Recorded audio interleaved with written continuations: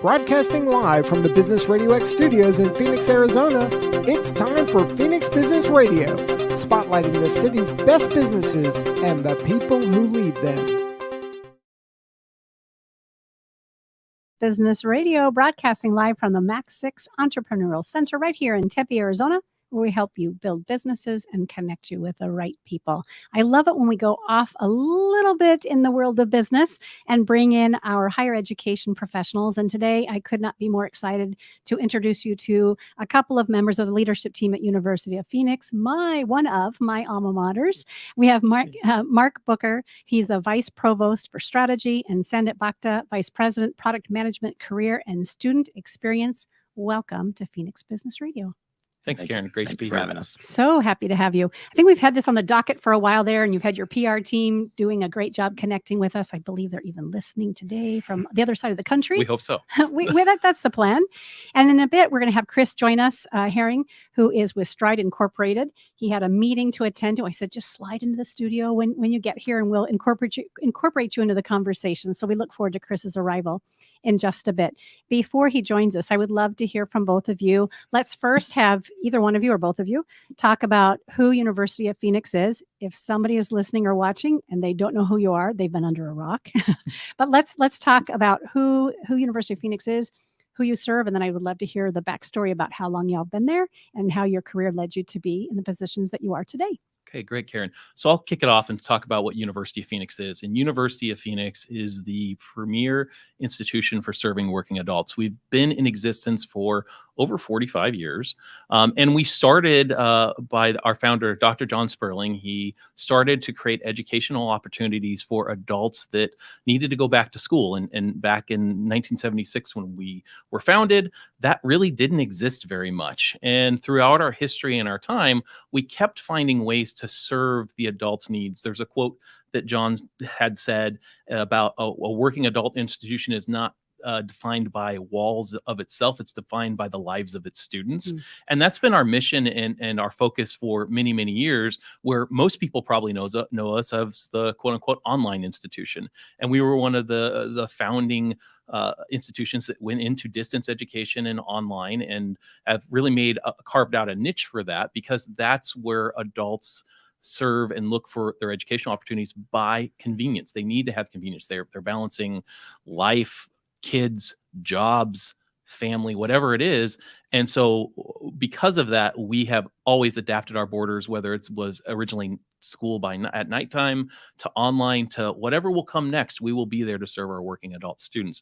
So it's an institution that's different than other institutions that are out there that may serve what is still called the traditional age, 18 to 24-year-old students. But it's a very unique place, and it's a very rewarding place, because watching adults who may not have had the original opportunity to go to college right out of high school, or have had life happen to get their degree, advance their lives, advance their careers, is just an amazing thing. And if you want to learn most about University of Phoenix, I actually invite you to go to one of our commencement ceremonies. If you see our students graduate and see the stories they tell and just see that energy, that's where you really get to know us and understand us. So. It's a great start. Anything to add to that, Sandip, or did he pretty much nail it? He nailed it. I think if I had anything to reinforce, I would just say that passion and strive that we have to really understand our student, our customer, and making sure that we're doing all we can to truly help them succeed, I think has been kind of that benchmark of University of Phoenix throughout its history.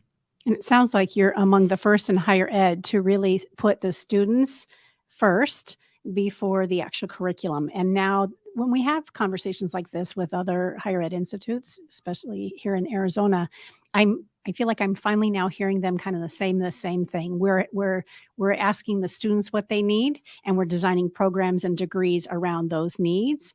And so I think, people are starting to catch up a little bit. I am one of those graduates. I mentioned that early on, told you a little bit about my story before the on-air button went on.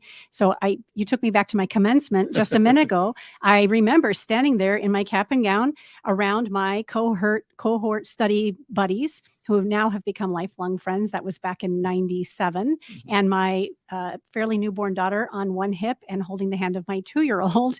And at the same time was an assistant principal for the Kyrene School District, and had to go back for a master's degree if I wanted to continue advance, not only in pay scale, but also as a leader within the Institute. So for me, there was no other choice but to do evening learning. And the idea of working with students alongside me from different areas and industries was a pretty powerful experience, especially because all I ever thought I wanted to do was be a K-12 teacher and an administrator. So to open up for organizational development was my master's degree, felt really powerful to be in a conversation over against case studies. Just again, really got to immerse myself into that education, and very proud of that experience.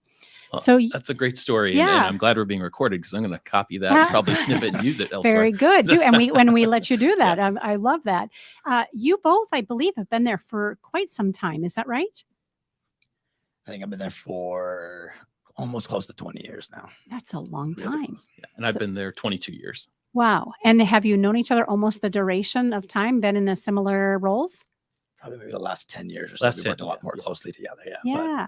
So let's talk specifically about your roles and what you focus on your day in and day out. You okay starting for us, Mark? Yeah, sure, of course. So I'm the Vice Provost of Strategy, which most people will probably hear that and go, what is that? Yeah. And so the Vice Provost of Strategy is actually the wingman for our Provost, which is the Chief Academic Officer, identifying the different innovative items or critical path things that we can do to transform the educational experience for our students.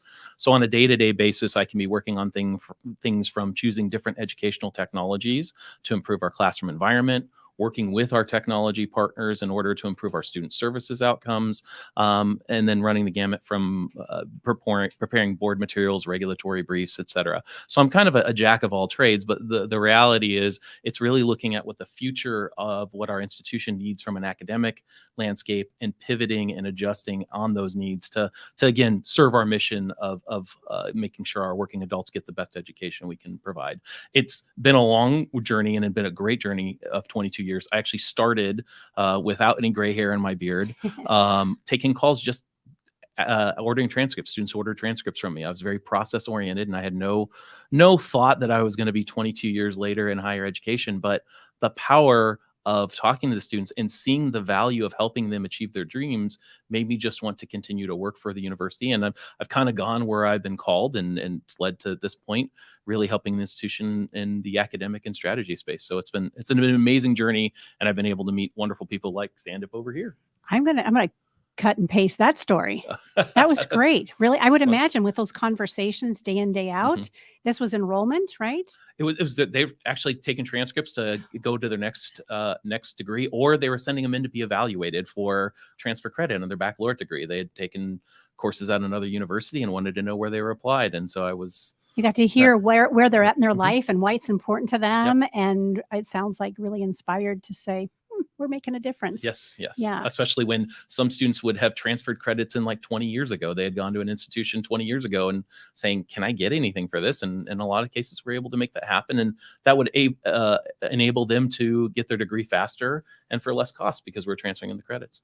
Incredible. Can you beat that story? Not even close. Not that you need to. What is your history and your experience? So mine, I think I started out with, my story was really one of coming to University of Phoenix as kind of a summertime job. You know, I had just graduated from Arizona State, and I saw the job posting for what was called the finance counselor at the time. And really the role was to help students through their finances, right? So I'm like, hey, you know what, this might look good on my resume. So I figured, let me go ahead and apply. Fast forward 20 years later, and I feel like I've been in education in one way, shape, or form for pretty much my entire life since kindergarten now, right? So I started out at University of Phoenix really kind of being in what I'll call a lot of the student support roles, like student-facing roles, like as a counselor, finance advisor, and really helping students stay motivated and engaged and really helping them overcome obstacles, find solutions when they're struggling, right? So it's evolved since then. So being in student-facing roles, I've kind of moved into administrative roles, and now currently working with our, we call them our user-centric empowered product teams that are really engaging with students to help them take control of their careers. And it's a focus that we've had, I think, over the last 2 or 3 years now, what we call our career services for life commitment, and really helping students put that education to use. And similar to Mark, I think the most fulfilling aspects are actually engaging with students, right? And hearing those stories and seeing the success stories and those aha moments. And we've had a lot of them over the last 20 years. So not as good as Mark's Oh, it's story, but it's fantastic. great. Yeah, it's both of you have inspiring stories, and obviously on the tails or the backs of folks who are benefiting from the university and their experience, and knowing that again, you guys are making a big difference. I mentioned that I went to University of Phoenix for my master's. Uh, is there a percentage of how many students are there for a bachelor's degree versus coming back for a secondary, and a second degree, or is it pretty much the same? Yeah, the majority of our students are at the undergraduate level, which They are. includes the associate and baccalaureate degrees. Oh, associate degrees as Yeah, well. we have a small amount of associate degrees we offer, but at the undergraduate level, and then we have a decent portion that do graduate level degrees, whether it's master's degrees, and we also offer doctoral degrees as well too. But the majority of the students kind of start in that kind of undergraduate space. One of the things that's really interesting about the institution, though, is we have a lot of students that, because of our educational model and design, they actually finish their baccalaureate degree and come to their master's degree at our institution and continue forward because it fit, it worked, and it was the right thing for them. So we love to see that and those type of stories. Talk to us a little bit about location, right? So again, for me, back in 96, I drove to the university and did my work there every day, and then took care of my homework on the weekends and case studies and all that good stuff to learn about business. And I don't believe, well, we talked about this, you joked about it. Back then, there was an online or remote program, but they have to send you discs. Please tell me that's not still happening. No. I mean, if you really wanted it, I'm sure I'd figure it out for you. Right. If you really wanted, like, we're that thumb accommodating. Drive. Yes, indeed. But yes, when distance education started on online, in certain cases, we'd have to send floppy disks to students, and now at that time, of course, our footprint was largely physical-based campuses, and then as online began to grow, and also access to broadband and those other things, we've actually seen a shift in the market where working adults have voted with their feet and they want to go to online because it's even more convenient than having to go to a campus one night a week. And in your program, you likely went to a campus one night a week and for 5 weeks for very intensive studies and group work in between. I'm sure you remember the group work. Oh, I can see the smile. And within that process, over time, that was very convenient because it allowed at least working adults to have time during the week and focus their studies as they needed to in between. But even that one night a week, you never know what's going to happen. And so with online, especially what's called asynchronous learning, which is where you don't necessarily have to be real time in the same place at the same time, students have found that's, in our working adult space, the best way to imbibe the information, learn, and move forward. And our majority of our students actually go online at this point. And it's been a function of them just increasing that capacity, and the market has seen that too. I mean, 20 years ago when I started, online was kind of, people were doing it, but not much. Now every single institution has some sort of online sort of learning. If they don't, they're folding. They can't keep up. Yeah, and if you really want to see those floppy disks, we do have a hallway with the timeline of the evolution of the university on campus, and you can see one of those original floppy disks. I do want to. I can picture what they look like. Certainly, I've had a lot of experiences with floppy disks, but that would be a neat timeline to see. Fantastic. So geographically, inside the U.S. as well as outside the U.S., students both. You can attend outside the U.S. because it's not location specific. Yeah. Now, most of our students are in the United States, but you can travel abroad while you're doing your studies. There's just different things with international education and the different degree requirements, and that's a whole complex world itself in regards to the different systems. But we do have students who attend from Latin American countries, European countries, etc. But the majority of our students are U.S. based. And are there programs? So I had started off in ed leadership, thinking I was going to stay within the school district, and then had an opportunity to work at a business school partnership with Kyrene and Intel, where they donated the land right here in the Tempe Chandler area. And I started thinking, I think business would be really kind of a cool transition for me. So I got my degree in organizational development instead. So education, business administration, what other programs are wildly popular with your working adult students? So we also have nursing, healthcare. That's right. IT is really popular right now. And so those are kind of our main staples: business, education, healthcare, IT. And plenty of degrees within those buckets. Yes. Yeah, good.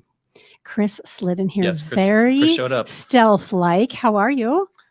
Wonderful. Yeah. You're Thank you for having me on. Thank you for joining us. I did tee it up in the beginning of our program that you would be joining us. I know you had a meeting, so I'm so grateful for you to screech over here. I don't even want to know what speed you drove. I have obeyed all speed laws from Surprise to Tempe. Were Yes. you really in Surprise? Yeah, I was. Dude, nice job. All right, Chris Herring, ladies and gentlemen, head of product for curriculum with Stride Incorporated. With Mark and Sendip, what we've done the last couple minutes is really just get to know the company, the organization, University of Phoenix, and then each of them as professionals. I would love for you to have the same opportunity, and then I want to really get into the conversation around what's trending, what's happening in online education, and all the good stuff, because Stride Incorporated is slightly different. You show up differently, right? A different age level and age group, and yet you have your roots with University of Phoenix as well. Yeah. So actually, I've worked with these two gentlemen for most of my adult life. That's the easy way to put it, right? So I was with the University of Phoenix for 15 years, pretty much fresh out of college, and I was living in LA, and I said, this is unsustainable. I got to go somewhere else. And so Phoenix was calling, and joined University of Phoenix like a little over 15 years, about 16 years ago now. And fell in love with online education. I knew I wanted to be in the education space, and didn't know exactly how. I also knew I wanted to get a graduate degree, and University of Phoenix was like, we will pay for a graduate degree. And I was like, that's where I'm working. So I came out here to Phoenix and kind of put down roots. I got married, had kids, and the whole time, staying with kind of the journey of online education. And then this year, made the leap over to Stride. Yeah, and Stride is kind of the other side of the coin with online ed. So University of Phoenix really pioneered online education all the way back in the late 80s. And then obviously through the 90s, and then when it boomed in the early 2000s, Stride is actually similar to how Apollo Group used to be, right? It's the parent company. And so we do have several different education subsidiaries. The largest is K-12. That's not an abbreviation. That's the name, is K-12, right? So if you go to our website, it's k12.com. Awesome domain to own. And so that's obviously focused on kindergarten through 12th grade, your traditional K-12 block. But just like University of Phoenix, it's overwhelmingly almost entirely online. And so, the same challenges that I learned to tackle at University of Phoenix, seeing what they did to overcome, cultural biases and traditional learning methods and lack of technology to handle distance and all of those things. And now seeing that applied in the K-12 realm. So a lot of new challenges, but I love that new challenge that I get. But, obviously, with University of Phoenix, I have a deep love for everything that we've done there. And I think I had some people talk to me this week, like, you're going back with a company you don't work for, a university you don't work for, and you're gonna talk about them. But that's University of Phoenix is a unique place. It's an amazing place, and I love now that I'm at Stride, and I would say the same thing since being there, that there's this passion for education, to see things be done differently, to challenge the norms in a rapid fashion, and say, we're going to take it further. And then when you get to that next step, take it a little bit further again. So University of Phoenix is amazing doing it with adult learners, at K-12, and at Stride now doing it with 5 to 18-year-olds is the next challenge. So, but I love it, because that also means for me, I know that I'm going to impact people that are going to learn online from the time they're 5 to the time they're 18. And by the time they get to a University of Phoenix, that will be their new norm, and that will be the new traditional. And I'll be able to look back and see at the end of my career that I've spanned that entire life cycle of turning an industry fully over and setting the new paradigm. So so that's a little bit about. Oh, I love it. Great way to kind of tie it together. And for our listeners and viewers, I think, Chris, we'd reached out to you through LinkedIn originally and said, hey, you seem like an interesting guy doing interesting things. And we always like to extend an invitation once we've vetted somebody to say, Who else would you like to share the spotlight with? And to your point, you included this crew here, which is super neat because the rest of our conversation is really going to be around online learning, the trends, and that sort of thing. What I'm hearing in what each of you have shared is that education has now become more accessible for people. I mean, folks, of course, have to have internet and computers and that sort of thing. And we have a lot of great organizations, fortunately, and school districts working to make sure that at least our younger students have that accessibility. Really, people can learn from anywhere. You don't have to have a vehicle or live in a large metropolis area to get to a university or even to a school. I had shared about my Kyrene experience. I don't know if you're familiar with Pinnacle Education Incorporation here in Arizona. Back in the early 2000s, I think. I can't do my timeline.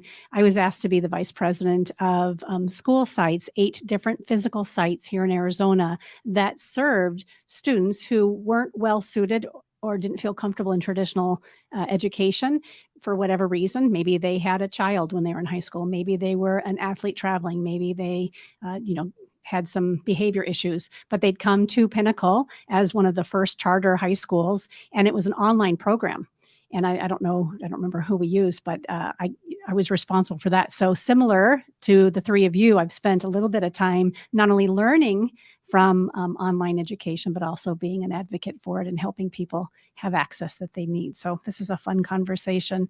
Let's talk about what's changed in the world of education since COVID. I feel like almost every conversation we have here now, a couple years out on the outside of the heaviness of COVID, I know it's still there, of course. What have you noticed is changing in education since the pandemic? Good things, bad things, neutral things? I'll start. I think that, one of the things that's become really apparent to me, we all work in slightly different places, Mark, Sandip, and myself, in the technology side, in the kind of the new product, the innovation side, we have this concept, we call it crossing the chasm. It's this idea that when you do something new, like when University of Phoenix went online in the 80s and 90s, or K-12 education online now, when you do something new, there's early adopters, and then there's kind of everybody else. Mm-hmm. And then there's a big gap in the middle. And at some point, people have to kind of jump over that gap bravely to show that, okay, this can work.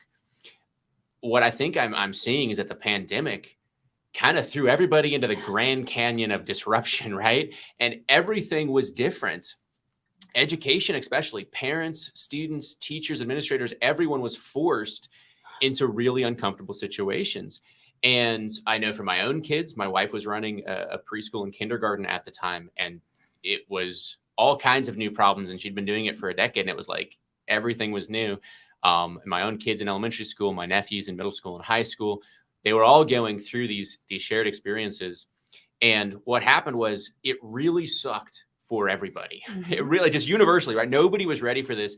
There wasn't technology. There wasn't enough bandwidth or hardware. There was no way for people in rural communities to succeed, right? And so, you went through this really, really challenging 12 to 18 to 24 months, depending on the state and county you were in. But what I've seen happen afterwards is everyone got exposed to a lot of new possibilities. And now, especially in education, things that in the past would have been seen as really disruptive, and you really would have had to drive adoption, compared to COVID, they're not that bad. And so the acceptance of new technology, of new ways of doing things is way easier to get to. And so that's exciting because education has never been a space where disruption or new things are readily accepted. No. Right? Like for about 100 years, we did the things the same way, and then the internet happened. And so, the fact that we still use textbooks printed on paper, I think all of us are like, well, that's never going away. Actually, I think it's probably done. I think it really is. It's some schools, it's done. Yeah. Yeah. So, I think in the next few years, it's gonna be like you want to hold a book, and there's pros and cons, but the idea that we went from you had to have it, right? And everyone demanded it. And to now, in a course of a couple of years, nobody's asking for it. And it wasn't because they were pursuing it, it's because the pandemic forced it. We had no choice. Yeah.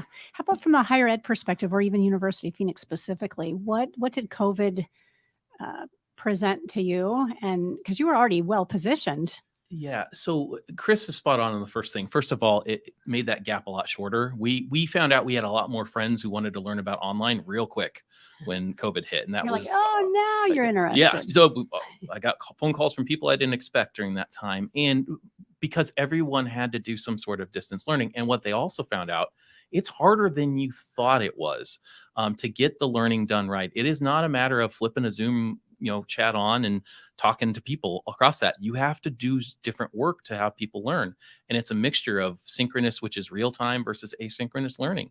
It's a mixture of both, and it's a different way of assessing, and all of those things pushed a lot of institutions to think about learning differently from that perspective, and they're still trying to think about that and learn and asking those questions. So that gap of where we, as an online mostly institution, had felt like, okay, here's where we are, here's where most of the market's at, that shrunk a lot. So that also pushes us as an institution, for specifically University of Phoenix, to think of things about more innovatively. And also the biggest question that started popping up in people's minds outside of technology was the value of education at that point in time.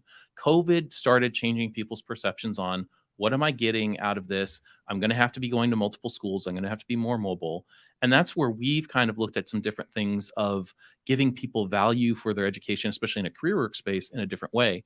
And Sandip's team, and Chris used to work on that, we're looking at different ways of taking our learning and some of the things we were doing and translate that into outcomes for students in the career workspace. So I don't know if you want to talk a little bit about that, but COVID helped become part of the impetus for some of that. I think there was a lot of, like, when COVID, during that time frame, we heard a lot of things like skills gap, great resignation, great reorganization, right? There was a lot of disruption for a lot of companies and organizations. And to the point you just made, it kind of created this demand for shorter form learning, like micro learning, right? I need to learn these skills. I need to get value quickly so that I can get that job. A lot of people were displaced, right, with essential jobs and everything else at the time. And I think you shared, Karen, right, when you were looking to learn new skills because you needed to either move up the ladder or have that economic mobility. A lot of our students were in that same boat, right? Quickly, like, holy crap, I need to do something different. How can I get there as quickly as possible? So I think it opened up opportunities for, I'll call it, learning institutions to really kind of look at what it is that they were doing, not necessarily only to drive completion rates, but really focus on truly those learning outcomes. Is what I'm teaching ultimately helping my students, my customers, obtain what they're seeking in the end, which is that economic mobility, putting that education to use, right? So I think with a lot of that disruption came a lot of opportunity and a lot of good as well. Yeah, and I think that we saw that in the corporate world as well. Yeah, I think you saw it at the cultural at large, the individual seeking things differently from their own personal learning. But I think, from a workforce perspective, companies started saying, well, how am I going to upskill my current workforce who wasn't ready to be remote, or maybe my company wasn't ready to be remote? And then how do I develop them now that I can't send them to a conference, or I can't, they're not able to go to class or whatever it was. And so I think that spurred on, it was a real catalyst to the corporate world to say, we got to rethink this for ourselves as well. So the individual and kind of the workforce piece. Yeah, that learning and development, reskill, upskill, really made people think about it a different way. Let's talk about that a little further, because you've each kind of alluded to it. Why, or what, first of all, how do you define skills-aligned learning and curriculum? And why does that work for University of Phoenix? And I'm curious from a K-12 perspective too, some of the conversations we've had with school district leadership, we are, again, changing the paradigm on how we teach. So can you define that for us again? And then let's talk about why that works for University of Phoenix. I'd love to hear the connection with K-12 too. Yeah, I'll kick it off in regards to what skills-aligned learning was. And to be clear, University of Phoenix was always teaching students skills and for the workplace, because we were geared to working adults. But right before the pandemic started, we as academics sat down and decided to look at all of our courses and our curriculum and say, how can we take these courses and translate them into in-demand skills in the workplace? So you have a course in accounting, what are skills generally accepted applied accounting principles, financial planning, et cetera. What are the skills that not only the marketplaces are looking for, but also talking to our faculty and industry advisory councils, like what is needed in the workplace? So we have a curriculum, we have a textbook, we can look at that, but also what do you need in the workplace, and try and triangulate that together and taking our course designs so that each course has 3 skills built into it. So it's very clear to the student of the things I'm learning, and then build, which has really been helpful in the world of AI, authentic assessments that Yes. aren't papers. They're what students would do in their job, and the course content was all written to position it as you're learning these things, which here's your academic content from a textbook. Here's your practitioner faculty who works in the field, because we use practitioner faculty. And here's an assessment of things that you likely would be asked to do if you were doing accounting for, a company or a business or an organization. And we started that process in late 2018 to start doing that, not knowing anything else was going to happen. We just felt this is the right thing to do. And for us, as we like to use the word lean into who we are.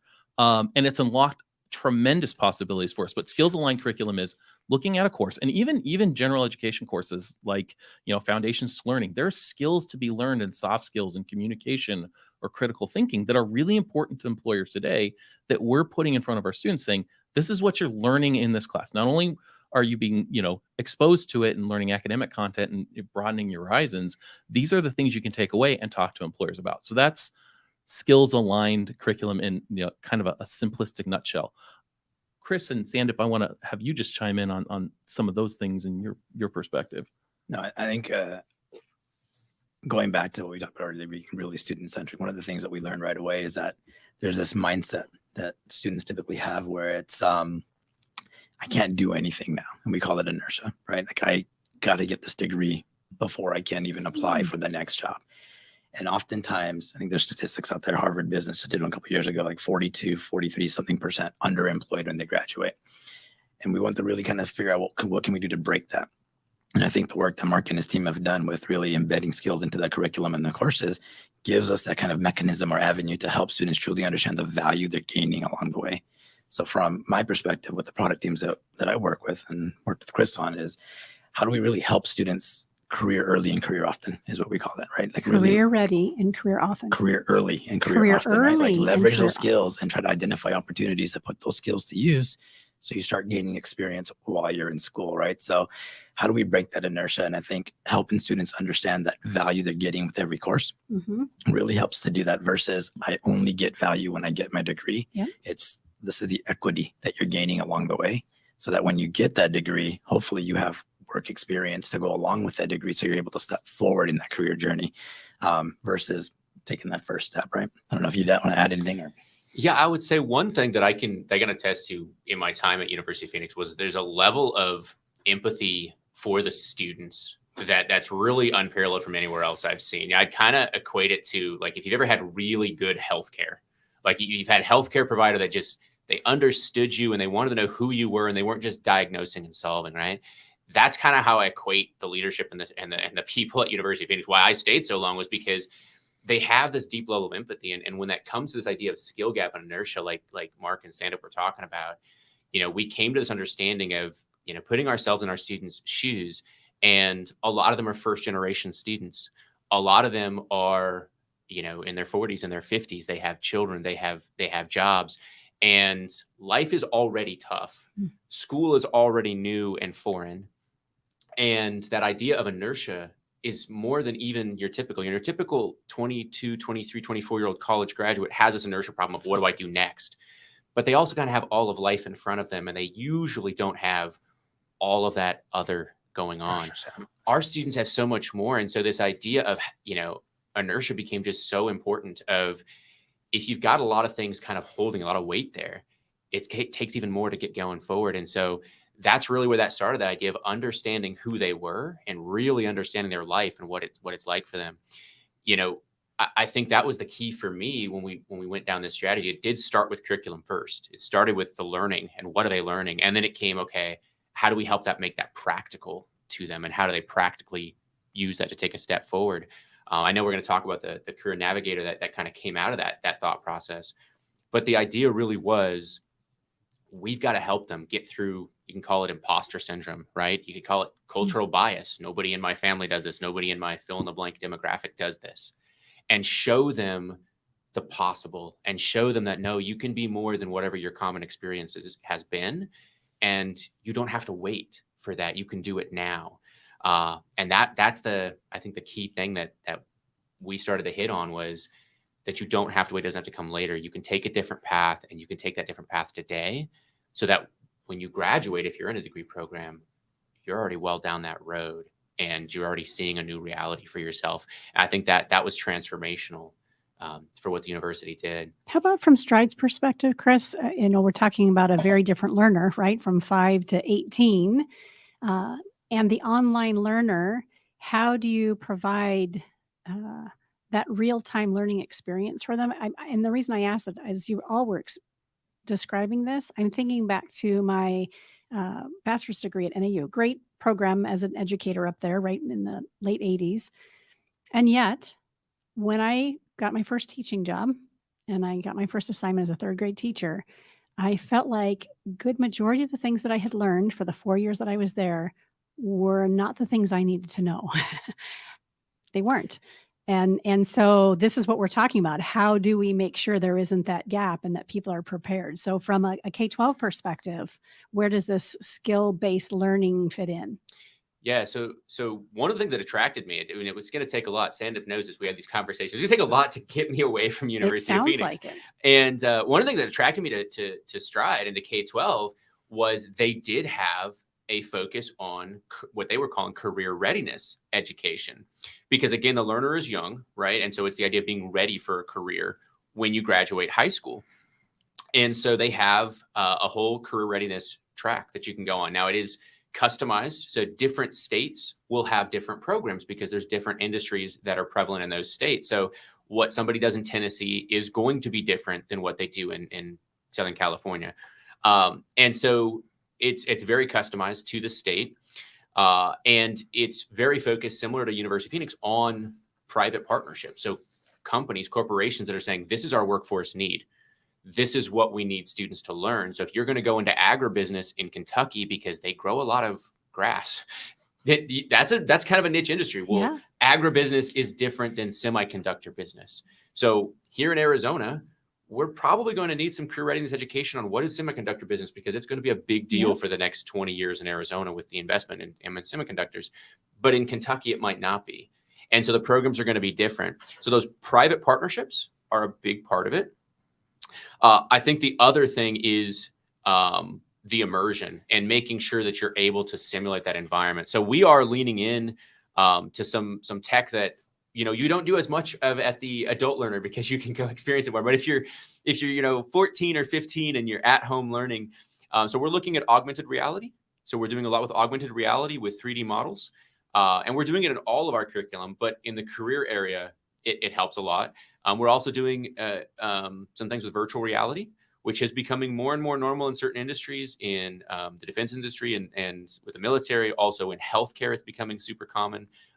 Any high stress reaction type job, it helps to train on those things because you can simulate real world environments where you have to react and respond.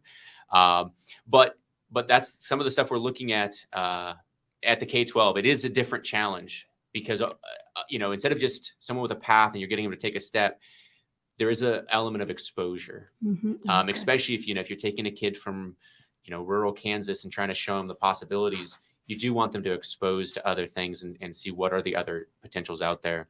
I will say we at Stride do have a different mindset on career pathing, and we do believe that college isn't for everybody. But that doesn't necessarily mean you should just go to a trade school either. There are other technical disciplines that you can lean into, and you can start doing that in high school. And that's really where we ramp it up, is high school. But we do have industry recognized certifications that we offer in Python, in JavaScript, in other disciplines, in healthcare disciplines. We actually, one of our subsidiaries is a medical training provider called MedCerts. You can take MedCert courses in high school. And so it's the same courses you might take if you don't want to go into a 4-year program, but you want to go into healthcare. You might go to a school like MedCerts. Well, we don't make you wait to leave high school to do it. You can take those same college level courses in high school. So that's kind of the approach we've taken, is helping expose them to different pathways. When they get into the later, sophomore, junior year, help them pick a pathway. And then if they want to pursue that with professional education, they can do that in high school, and they can become very career ready by the time they graduate. Super impressive.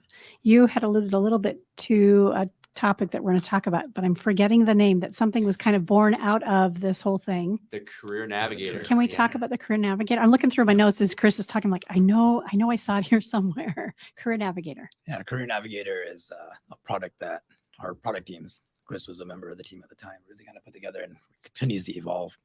But it's really about what we talked about, right? Helping students break that inertia at whatever point of the career journey they're in. And I think one of the things that we learned from that empathy and really trying to get that deep student understanding is that everybody's at different points on that career journey, right? Someone may be looking to move up that ladder. Someone may be looking to change careers and not really knowing what to do. And the Navigator is a suite of products, I'll call it, that helps with career exploration, helps you visualize and understand your skill attainment that you're gaining in the classes, and helps you identify opportunities to put those skills to use, right? So no matter what step of the way you're at, no matter what step of the career journey you're in, I should say, the Navigator is intended to really help you identify what that next step is, and then help you get that access, the support that you need to take that next step so that students are breaking that inertia and they continue to move forward on that career journey as they go to school, right? And we talk about skills and you're earning skills. And I think that it's harder to kind of enjoy the journey if you don't know where you're going. You know, like a 5-hour road trip and you have no clue where you're going. It's rough, especially with young kids like we all have. Right. But if you know you're going to Disneyland, it's a little bit more fun, right? So I think when we're helping students identify what that next step is, here are the in-demand skills for those next steps. Here are the skills that you're gaining along the way with each of your courses. It kind of builds a little bit of that motivation I feel like that students need to kind of see that they're getting closer and they know where they're going, you know? Sorry. No, I'm just like, that is really brilliant. I'm taking my thought process back to COVID again. In addition to owning Phoenix Business RadioX, I'm also a mind, body, spirit coach for executive leaders and typically mid managers. And COVID, it kind of had us all take this crazy pause we spoke to. And people were kind of shaken to what's next for me. And when we lose sight, to the point that you're making, Sandip, when we lose sight of what's possible for me, and if I can't see what's out here and I can't see myself in it, I'm lost, I'm flailing. So how brilliant that you've got this Navigator to help people kind of tether themselves to what's possible for the future so that they can then, when the work gets hard or the difficulties take place or the learning is challenging, at least I have this out here that I can see where I'm headed. It's brilliant. Exactly. Brilliant. Anything to add around the Navigator? Yeah, one of the superpowers of the Navigator is built around the data that we created. So as Sandip talked about the journey, going back to how we designed the programs and the courses, each course has 3 skills tied to each credit hour. So you remember 3 credit courses always in the semester, Yep. 3 credits, 3 skills you earn in the course. You see a map of that from the beginning when you start your degree program, and that feeds all of the career tool engine. So as you complete courses, earn those skills, that feeds that engine. And one part of the Career Navigator is a job recommendations engine. So if you have X, Y, and Z skills, it scrapes different job postings that are out there and says, hey, you've now earned XYZ skills. You want to look at that. And that changes, the biggest thing for us, changes the value proposition for students, where they are feeling value, not for 4 years away from when they graduate from the degree, which we want them to feel, but they're getting that value along the way and seeing how that translates into other things, to whether they want to advance their career or happy with their career or build for the future. And that's, all of this was kind of systematically designed in order to do these things in the future and other things we probably haven't thought of. And that was, I think, one of our biggest wins of saying, this is how we're going to do this, and it's going to feed everything he's builds. And as a product model, when Sandip and Chris talk about product, that brings not only the academics, but the technology people together. It's not handing things over a fence, which is another amazing thing that we're doing as an institution. And that's why Sandip and I are locked arm in arm. And, he's had a great time, I think, working with me because I have with him. And if he answers differently, we'll cut that part. You can kick him under the table. I'm a little too far away. Yeah. No, I feel like you just kind of touched on it a little bit, right? That personalized learning.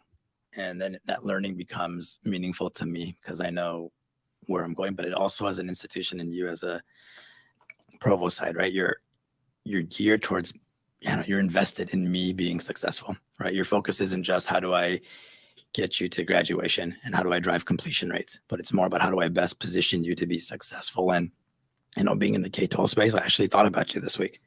I had a parent teacher conference, if I can share the story real quick. Yes, with you. please. And Miss Nelson, New Vistas, shout out. I do pay attention at the parent teacher conferences, but she talked about leveraging data, right? It was a little bit different data, but she had kids in her class that were a little bit on the younger side, right? It's this kindergarten, but she had the kids that were born a little bit later in the year. So they're younger.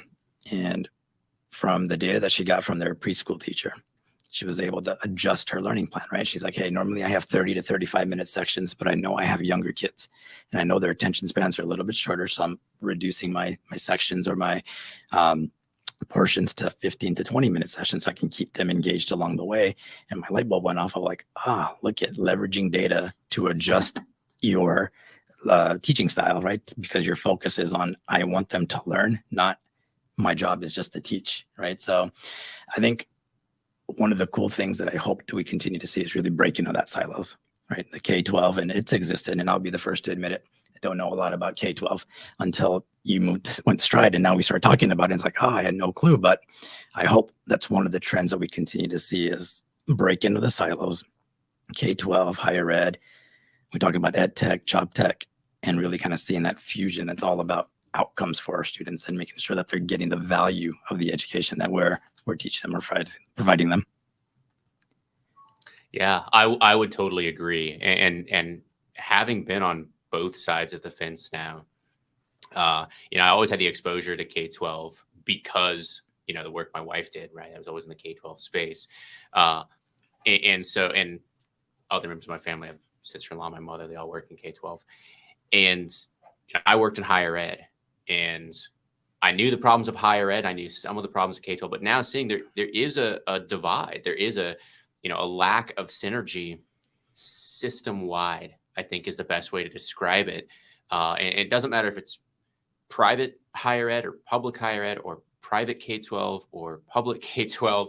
There isn't a connection, right? I think there's a genuine desire from all parties to say, I wish we could do it better. But I don't think the scale lends itself. University of Phoenix, I knew the challenges of 50 different state regulators. We had that constantly, right? We had, for this program in this state, you got to add this class or these 3 courses, or you can't say this, or you have to use, even sometimes different systems. I have the same thing at Stride with K-12 is we have different platforms in different states. We have completely different curricula in certain states. And so I think, if you talk to 2 superintendents of education in 2 different states, they would totally be on the same team and doing things totally different. And so we've had the issue in the past, the Common Core, right? That was something in K-12. It was supposed to do this alignment of all the states together, and then that would lead to a common understanding for higher ed. And it didn't work at all, right? It's kind of best intentions on a road to disaster. And so I think the desire is there, but I'm an advocate for the private sector. And I'm passionate about that in education because it becomes a political hot topic. When you bring up University of Phoenix, not everybody is enthusiastic about the work we do. They're not, right? Same, I would say, with private education. Some people do not believe that's where education should go. I love the experience I've had professionally because I get to talk about it from experience. I grew up in public schools. My mom still works at the LA County school I went to. It was not a safe school. It was not a good school. It's not a well-funded school.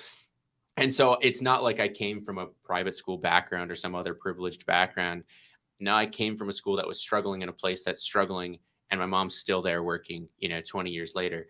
And so having that background and saying, but I also know that even private tax-paying institutions can really contribute to the greater thought process, to changing the narrative for everybody. I think we're tempted to take this altruistic approach sometimes of, public is for everybody's good, and it's the only path to equity in education. And I actually think my career path has been proof that University of Phoenix and Stride and other organizations like that actually play a vital, irreplaceable role in changing the narrative and kind of advancing the ball forward in education. So yeah, I'm super passionate about it, as you can tell, but I love it. How are your students and your faculty and really even the businesses responding to this model? So I want you to start because you do actually surveys with our students and do some of that on the Career Navigator. So I want you to start on that one, Sandy. Yeah, I'll share a story if that's okay. Yeah, of course. Kind of working. Maybe it was one right before you went over to Stride, but I think one of the things that we learned a lot is those aha moments that we talked about before. And a lot of our product teams, they spend a lot of time doing discovery and really meeting and interviewing our students and really trying to understand what is it that you're truly trying to accomplish, right? Not just do you like this or do you like that, but really get that empathy and what is it that you're trying to accomplish. And a lot of what we hear is, I'm not ready. I don't think I'm prepared. I'm not confident, right? It's not my time, to your point. I'm juggling a lot of things and it's easy to put it on the back burner, right? I'll get to it later. I need my degree first.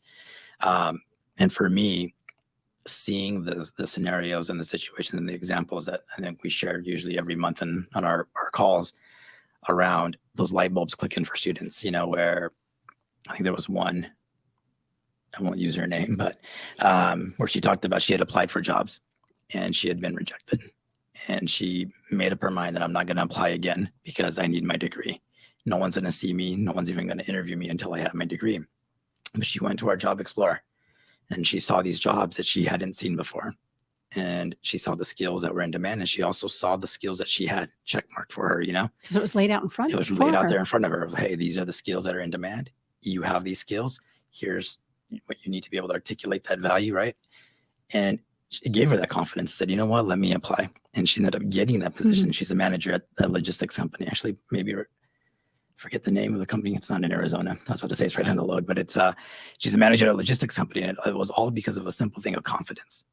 Right. And that's all it was with the product design and everything else, was to really give that student that nudge to break that inertia and really take that step. And now she's employed, gaining valuable work experience and completing her degree. And I think that's ultimately what we're trying to work towards. So we see stories like that. And to me, that's the best type of feedback, is when you actually see it put to use and see students really achieve that goal and their aspirations that they're working towards.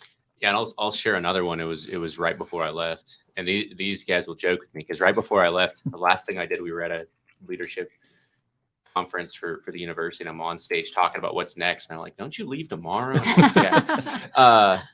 You just can't get it out of your system, can you? Well, if you're passionate about what you do and you believe in it, right? You're not, yes. You're not going to leave that on the table. But yeah, this story was a gentleman that had just started. He was in his late 20s, so got a late start towards college, like a lot of our students do. And it was post-pandemic, obviously, since it was early 2023. And he said, look, he's like, my family did not want me to do this. He was only 6 months into his program, so just kind of into the equivalent of a second semester.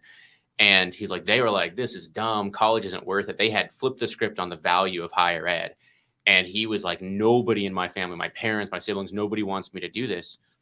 And he shared that he started using the Career Navigator.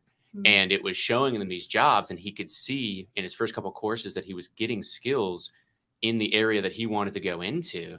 And he's like, I can see it. I'm looking at my courses and I know I'm going to be earning these skills. And these are the ones that these companies want.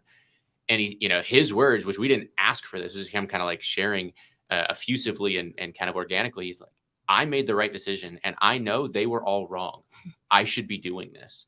And so again, it goes back to that idea of inertia, but also again, that kind of built-in bias in his, group that he was with, demographically where they were at, they did not believe spending money on education mattered. And he was battling that. And this showed him like, no, I can do more than where I'm coming from. And I'm in the right place and I should be, I should keep going. So those kind of stories to us are what reminds us that we're doing the right thing for people, for our students, and that we do have a story to tell about why things should be done differently in education and in workforce development. It's perfect. Sandip, you alluded to it, right? It's that confidence that Navigator can help provide that confidence. And I'm kind of picturing this student that you're talking about when things get tough and he or she has missed dinner or are late to getting to an event for a kid or whatever that thing is. And the family's like, really? Again, this doesn't make sense. You're tired all the time, whatever that stuff is that shows up on an emotional, communicative level, relationship wise. When somebody has that Navigator in front of them and they can see the finish line and see the benefits of the time that they're putting in, then the people that they love and care about, it softens the blow a little bit, is what I hear you saying. Yeah, great examples. I think that in a way, it's almost redefining the value of a degree. I don't know if you can touch on that a little bit, but I know, we often hear the degrees under attack. We hear it all the time, right? LinkedIn companies are dropping degree requirements, etc. But I think the work you've done really kind of helps. It does, because, and you'll hear things in the market like a comprehensive learner record or a learning employment record, which is really fueled by the type of data that we're creating, of showing more than just you took a course in humanities, you took a course in accounting or math. And when we looked at this model and we started building the skills aligned curriculum, it was truly a value proposition change for us. We wanted students to have value for their degree in weeks, not years. But the whole totality of the degree is excellent, and that is important, and everyone should achieve that.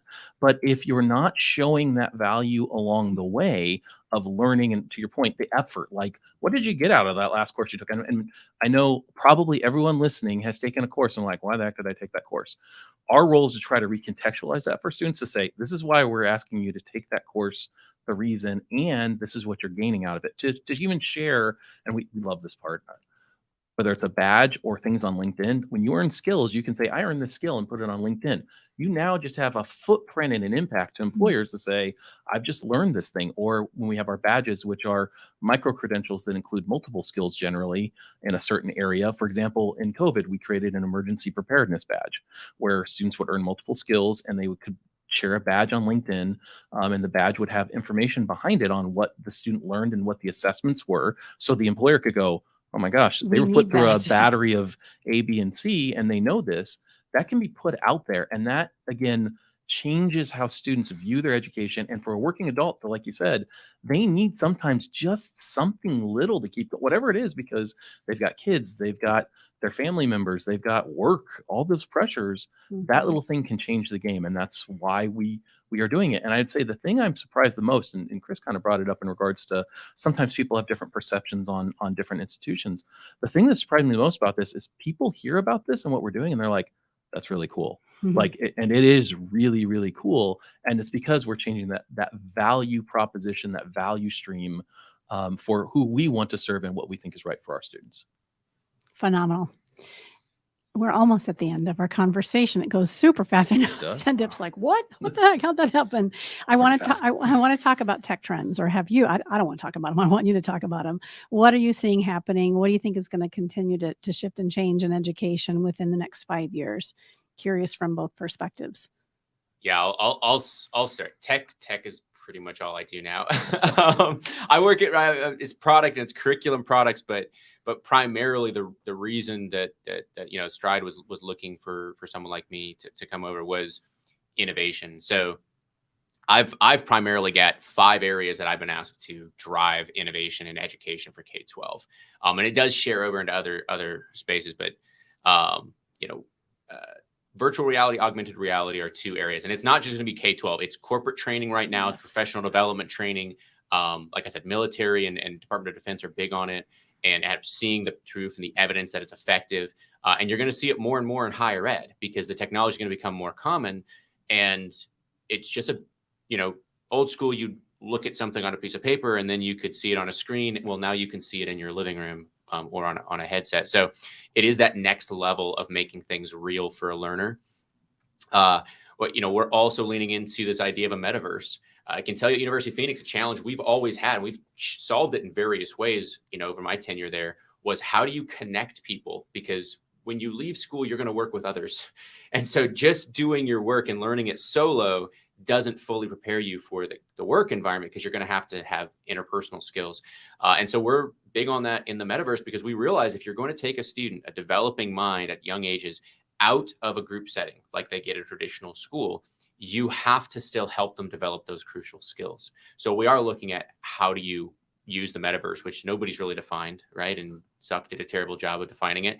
And so we're having to define it for ourselves, and we want it to have meaning. And so we're looking for the areas where it matters to have those interactions. If you're looking for something you want to go on our website and look at our K-12 zone. It's brand new this school year. It's obviously September. Our schools just started in August. Some of them are still starting in September, but they're getting their first taste of this new K-12 zone, where students for the first time virtually can go to an actual virtual school that has a library and an art gallery and study areas. They have counseling areas. They can talk to teachers there. They can access tutoring, but you're doing it together. So you can run into another student and actually have that conversation about what's going on. So that's new. And then the biggest thing, and I want to know, because I've been gone for long enough now from University of Phoenix. I want to know what you all are doing with it. For me, it's AI. I know it's buzzworthy, but we're leaning in heavy at Stride in every capacity. We're asking all of our brands, all of our departments, lean into AI in meaningful ways. I was 10 minutes late joining here because our CEO said, can you present to our executive team? 2 weeks ago, we did our first AI only hackathon where everything had to be AI, and got some great concepts that we're taking forward. We're actually going to build out over the next 8 weeks. And it was a lot of fun, but it also showed just the potential of all these ideas that were just tons of different versions of AI coming together to build out a concept. It's going to change things a lot. We're putting up the guardrails. I did the hackathon, and the next week legal put out their guidance. Right? Little cart before the horse. And so now we're going, okay, are we good with these policies? But AI is huge. And what we, I think, all know is the access to information is at that next level. The internet was that first level of removing the barrier of distance and access. AI is the next one. Anybody can go on. What I think the top thing on GPT, right, is to explain it like I'm a 5-year-old. Mm-hmm. Any concept, no matter how complex now, somebody can try and access and understand. The challenge, I think, for institutions like University of Phoenix and like Stride are how do you wall that in enough to make it beneficial? Because if I go and ask AI and they get it wrong, I have no way of knowing. And then everyone has no way of knowing that they're all wrong. And so that's a challenge we're looking at, is creating scalable uses of AI that bring education in the right contexts to the right age levels in ways that are truly engaging. So it's not just the buzz of AI that we're working with. We're bringing real products to life. I think you'll see more of it if you follow K-12 or Stride. You're going to see some AI products emerging very fast. And we're super excited about it. I can tell you, I'm already testing some of these with my own kids, and definitely exciting stuff in the future of education with AI. Yeah. So to jump on the AI topic, so we might as well go there, because when you talk about trends in education, it's pretty much AI at this point in time. Yeah. But the biggest thing about AI, and we just did a survey at University of Phoenix and found this out, most people don't have a great understanding and awareness on AI, the different models, the tools, and what it can do. And that's creating some fear in regards to how to use it, when to use it, why to use it. And so our biggest item at University of Phoenix is actually trying to teach students responsible use, not slapping hands all the time. In high academia, you kind of hear this thing like AI, everyone's going to cheat. And it's like, I don't know if that's totally true, but we can also give people assignments and things to incorporate AI as usage of the daily life. For example, in a lot of marketing companies today, they use AI to come up with pitches. And we have an assignment, and I love this. We have an assignment where we ask a student, go ask ChatGPT for 5 marketing pitches on juicy fruit gum, and it'll spit out 5 marketing pitches. And then we have them evaluate what's the best one based on your learning. So first of all, they can't duplicate that assignment because the pitches are all going to be different. Second of all, it teaches them how to use AI responsibly.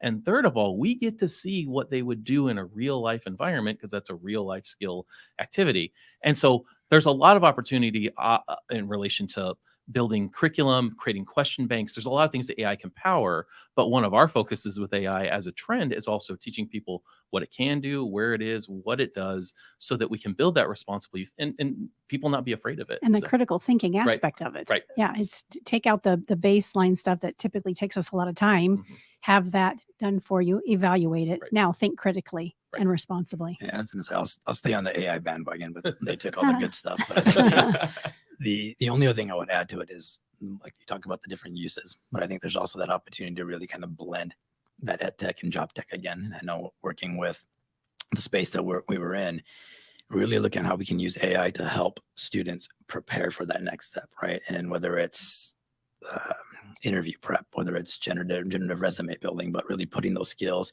in applicable ways to help them advance in their career. So I think there's a lot of exciting opportunities in that space as well, in addition to everything they talked about with the personalized learning experiences as well. Yeah.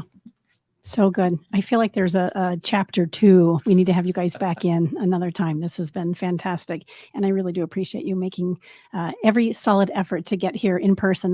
We had offered, and you had asked for a remote opportunity, bring you in on the screen up here, but I said it would just be so much richer if you can be with us. So thank you for making that commitment. It means a lot to me. Before we fade out, I would love to have each of you share your name, the role that you play at the organization you serve, and how we can stay in touch with you. I'm assuming LinkedIn is a great place, in addition to the website as well. Can you start for us with Stride, Chris? Yeah, Chris Herring, head of product for curriculum products at Stride Inc. And best way to stay in contact with me is LinkedIn. I watch all the other social medias, but that's really the only one I contribute meaningful to. Yeah, good. And Stride Incorporated, what's the website for Stride? Probably the best site. We have a number of sites, but K12.com is probably the best site to check out. Yeah. You did say that. Great. Thank you again. Sandip. Yep, Sandip Bhakta, and I'm currently the Vice President of Product, overseeing our career services teams with University of Phoenix. And the best way to stay connected is similar. LinkedIn is probably the best way. And to learn more, phoenix.edu. Very good. Dr. Mark Booker, Vice Provost of Strategy at University of Phoenix. LinkedIn, just like Sandip and Chris. And for information, phoenix.edu, or if you want information about the institution as a whole from media, phoenix.edu/media. So good. Thank you, all 3 of you, for spending your afternoon with us. I have learned a boatload, and I feel like I got to reach back into my roots as an educator and a student myself. So thank you for that walk in history. You've been listening to Phoenix Business Radio, broadcasting live from the Mac 6 Entrepreneurial Center right here in Tempe, Arizona. Some media leans left, some lean right, and we lean education and business. Thanks for listening.